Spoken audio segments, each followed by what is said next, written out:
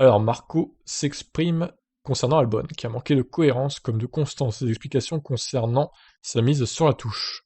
Par Helmut Marko. Alors pourquoi nous avons choisi de l'écarter pour 2021? Pour un manque de cohérence dans ses prestations et pour son manque de constance dans les performances aussi. Parfois il allait vite, parfois pas.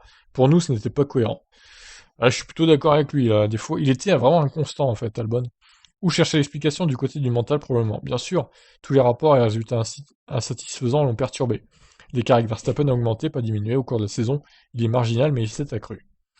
La RB16 était une voiture difficile à piloter également, Marco le reconnaît. Albon ne l'a jamais comprise.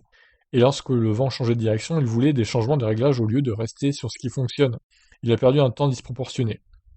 Marco et Horner ont tenu compte du fait que la barre est relevée avec Max Verstappen comme coéquipier. Oui, à part Ricciardo, personne n'a roulé au même niveau que Max. Mais Max apprenait encore. Selon nous, plus le duo Ricciardo-Max aurait duré longtemps, plus Max aurait été souvent et clairement devant lui.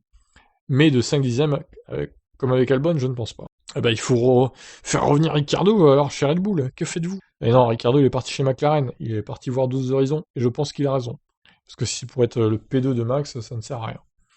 Que va-t-il arriver à Albon? Pour l'instant, c'est une saison en tant que réserviste qui attend le pilote Red Bull. Il pourrait profiter d'un cas de Covid pour retrouver une Formule 1. S'il y a un souci chez nous, il roulera. Après tout, nous avons 4 voitures à courir. Et nous sommes aussi ouverts quant à le prêter à une autre équipe si elle a besoin d'un pilote à la dernière minute. De cette façon, elle peut continuer à accumuler des kilomètres en course. Ouais, ça sera un peu le Hülkenberg de 2021, du coup, Albon. En tout cas, nous l'utiliserons beaucoup lors des essais en simulateur, ce n'est pas la fin pour lui. Nous allons voir si nous pouvons le stabiliser. Ok, bon, au moins ça le mérite d'être clair, hein. De toute façon, avec Marco, en général, les choses sont claires et sont dites, donc c'est ce qui est bien avec lui. On verra, hein, peut-être qu'il aura l'occasion de faire une ou deux courses l'année prochaine s'il y a un pilote et Coroned, comme cette année. On en reparlera, je vous laisse réagir, ciao.